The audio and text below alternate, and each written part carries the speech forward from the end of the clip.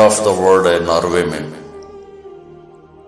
3 گھنٹے کی فلائٹ ہے آلٹا، اور پھر کوئی 7 گھنٹے کا سفر ہے بائی روڈ، 6 گھنٹے، اس میں 8-8 9-9 میل کی مسلسل ٹنلز آتی ہیں، 8 میل 5 میل 9 میل 8 میل 5 میل، ٹنل ٹنل ٹنل، پہاڑوں سے گزرتے گزرتے وہ آخری بستی آتی ہے۔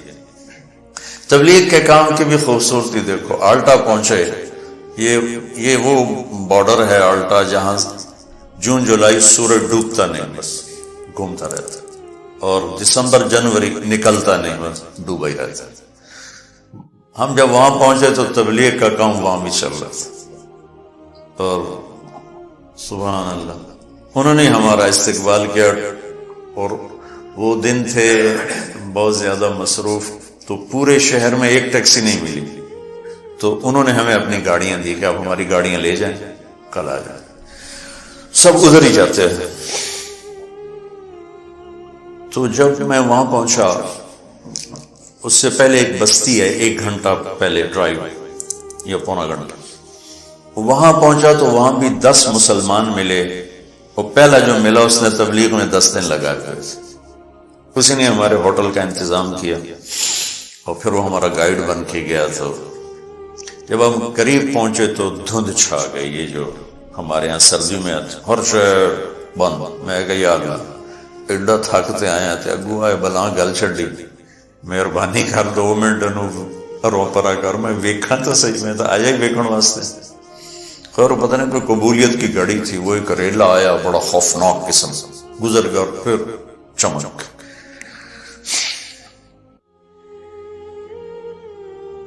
تو جب میں وہاں سے نکلا ہوں اور سمندر کے کنارے پہنچا، تو وہاں میری زبان سے نکلا اللہ اکبر، جو میں نے ابھی کہا بلا وہو الخلاق العلیم، کیا زبردست ہے پڑھانے۔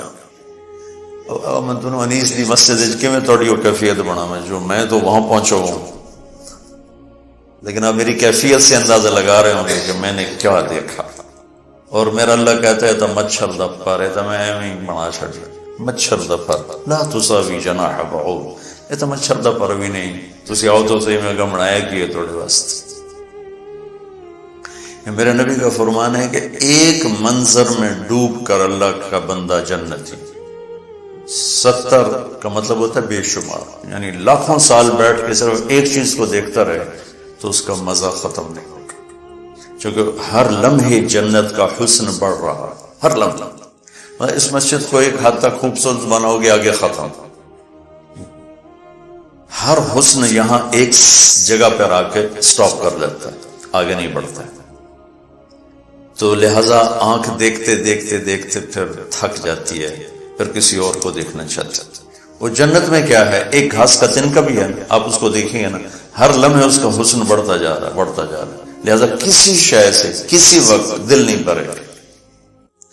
تو وہاں میں نے اذان دی، 4 اگست کو وہاں سورج ڈوبتا ہے، اور کوئی 20-25 منٹ کی رات ہوتی ہے۔ تو زندگی میں مسافر زور اثر کٹھی پڑتا ہے، شریعت کا مسئلہ ہے، مغرب عشاء کٹھی پڑتا ہے، لیکن 3 نمازاں کٹھی تو کوئی شریعت بھی کوئی نہیں۔ لیکن اس دن ہمارے ساتھ اللہ نے یہ معاملہ کیا کہ میں نے مغرب کی اذان دی، سرد ہوا تھی، ٹیمپریچر 1-2 ہوگا زیادہ سے زیادہ، اگست کا مہینہ، لیکن وہ جو وہاں خاموش ہیبت ناک سمندر، اور وہ دنیا کا کنارہ نارتھ میں جا کے آخر، اور اس پر انہوں نے گلوب بھی بنایا ہوا تھا دنیا کے اشارے کے لیے کہ یہ آخری جگہ ہے، اوپر پھر نارتھ پول آ جاتا ہے۔ دیکھو گے تو تم کہو گے اللہ اکبر، اوف، جو میں نے کہا نا اللہ اکبر اللہ اکبر، میں نے اذان دی، اس دن میں نے پتہ لگا کہ اللہ اکبر ہوندہ کی ایسے تو سپیکر منہ دیتا تو شروع ہو گئی۔ جب میرے سامنے اللہ کی قدرت کھلی ہوئی تھی، اس کی حیبت کھلی ہوئی تھی، اس کی شہنشاہی بادشاہی کا جلال تھا، اور میں اس کو دیکھ کے کہہ رہا تھا اللہ اکبر۔ زندگی گزر گئی اذانیں دیتے، وہ پہلی تھی آخری اذان ہے، ایسی اذان دل بھی کہہ رہا تھا اشہد ان لا الہ الا اللہ، زبان بھی کہہ رہی تھی اشہد ان لا الہ۔ پھر ہم دوڑ کے پیچھے بنائے ہوئے تھے چھوٹے چھوٹے ہوٹلز تھے چائے کافی کی، اور ایک ہال تھا جس میں ٹورسٹ آ کے بیٹھ جاتے تھے۔ تب ہمارے پاس 20 منٹ تھے، اس میں ہم نے مغرب بھی پڑھنی تھی، عشاء بھی پڑھنی تھی، فجر بھی پڑھنی تھی، رات ہی 20 منٹ دی ایسے، تو اذان تھی، بھاگے بھاگے آئے کمپا۔ اچھا، وہاں جا کے مجھے پتا چلا کہ اللہ نے ہمیں چاند کا کیلنڈر کیوں دیا۔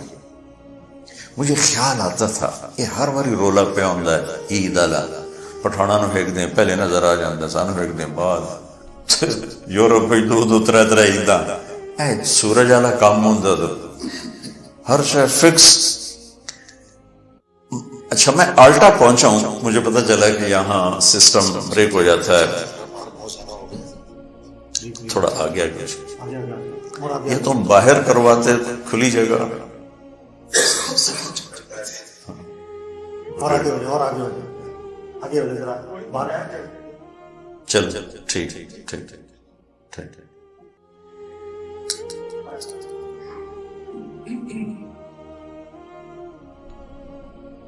خیال آتا تھا کہ ہمارا جو کیلنڈر ہے یہ ہر سال ہی عید مشکل مصیبت بنی ہوتی۔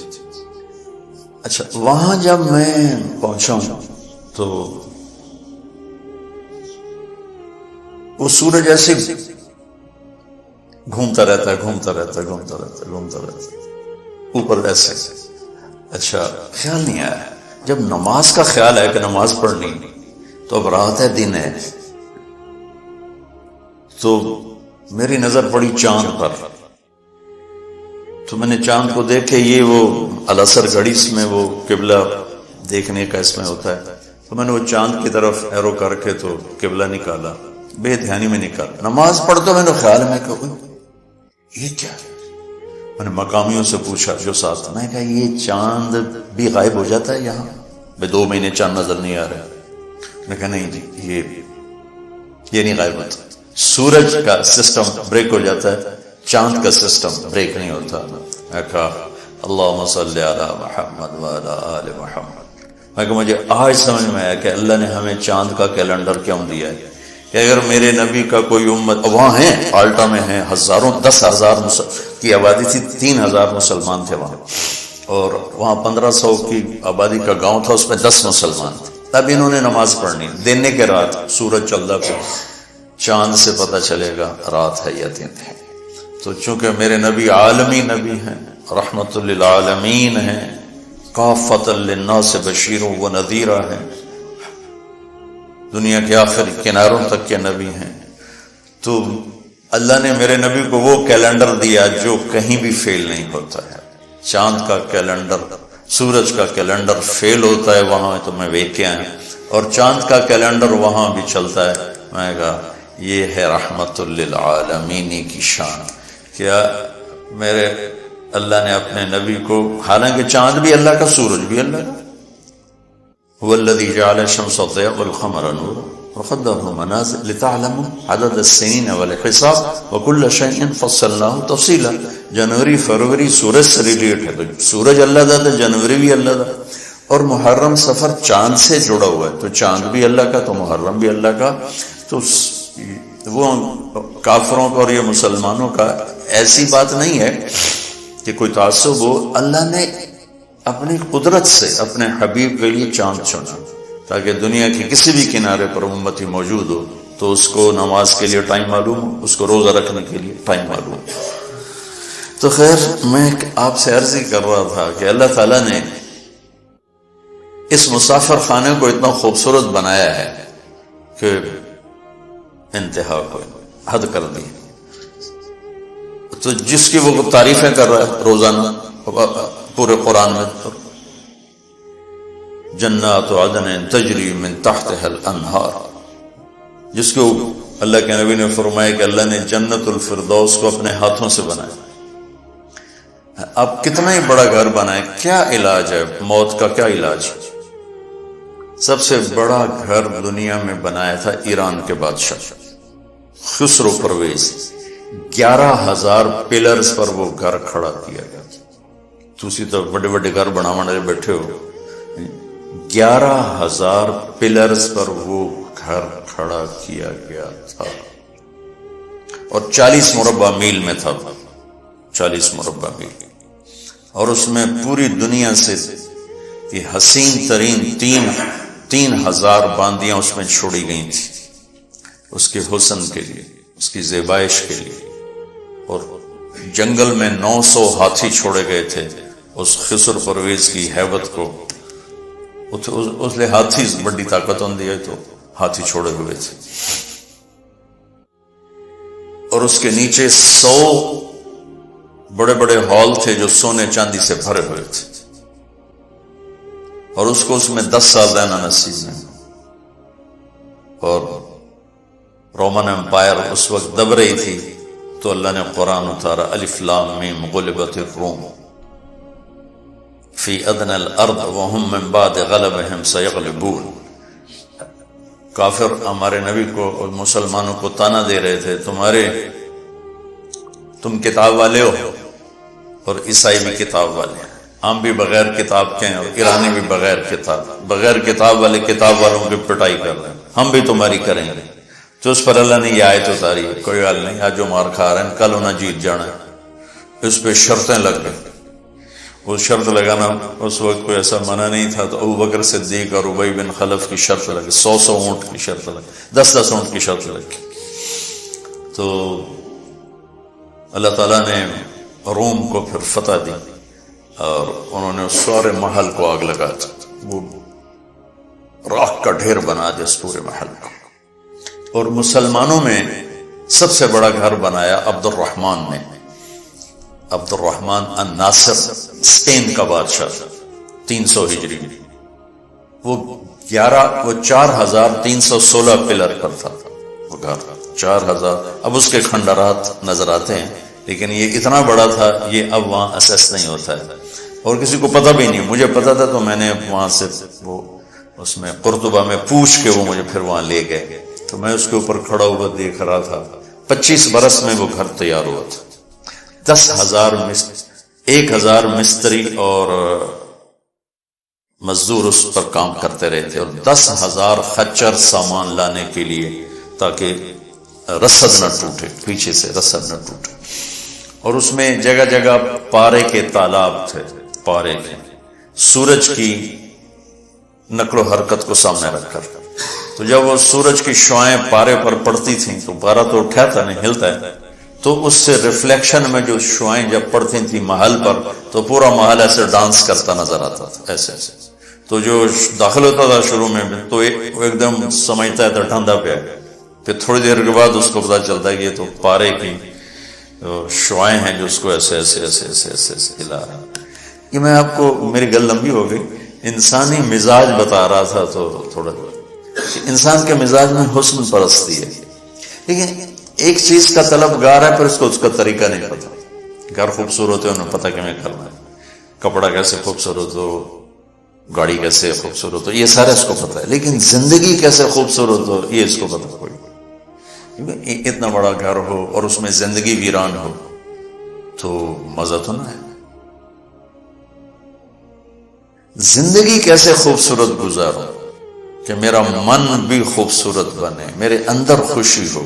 100 بار چمن مہکا 100 بار بہار آئی، دنیا کی وہی رونق دل کی وہی تنہائی. تو کیا فائدہ اس 100 بار چمن کے مہکنے کا اگر میرا ہی دل ویران اور اداس ہے؟ کیا لطف انجمن کا جب دل ہی بجھ گیا، دل ہی مصیبت خانہ بجھا پڑا ہو. تو بڑے گھر چھوٹے گھر کیا معنی رکھتے ہیں، بڑا کاروبار چھوٹا کاروبار کیا معنی رکھتے ہیں. یہ علم کہ میری زندگی خوبصورت ہو یہ صرف اللہ نے اپنے نبی کو دیا اور اعلان کیا کہ اگر زندگی کو خوبصورت دیکھنا چاہتے ہو تو بس پھر میرے نبی کے در پہ جھکنا پڑے گا اور کہیں سے نہیں ملے گا. یہ علم بھی یہاں سے ملے گا، یہ سرمایہ بھی یہاں سے ملے گا اور یہ طریقہ بھی یہاں سے ملے گا، راستہ بھی یہاں سے ملے گا، باقی سارا اندھیرا ہے. لقد کیوں میں نے آیت پڑھی لقد کان لکم فی رسول اللہ اسوۃ حسنہ، کہ اگر تم اپنی زندگی کو حسین دیکھنا چاہتے ہو، خوبصورت بنانا چاہتے ہو، میرے نبی کا طریقہ اپنا کہ اس کے اندر دل کی زندگی چھپی ہوئی ہے، کیونکہ دل جو زندہ رہتا ہے وہ ان کپڑوں سے نہیں، ان کھانوں سے نہیں، اس کی زندگی کا راستہ میرے نبی لے کر آئے۔